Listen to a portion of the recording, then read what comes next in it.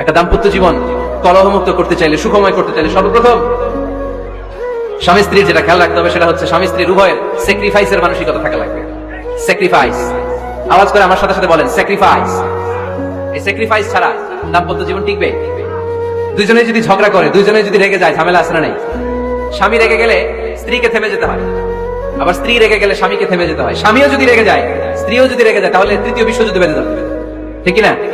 এই জন্য রেগে গেলেন তো হেরে গেলেন, রাগা যাবে না। স্বামী যদি রেগে যায়, স্ত্রী থেমে যেতে হবে, স্ত্রী যদি রেগে যায়, স্বামী থেমে যেতে হবে। এটাই দাম্পত্য জীবনের সুখ আর সমৃদ্ধির মূল ফর্মুলা। স্যাক্রিফাইস করতে হবে। কারণ আপনি যদি দোষ খুঁজতে শুরু করেন, দোষ ছাড়া পৃথিবীতে মানুষ নাই, ঠিক না?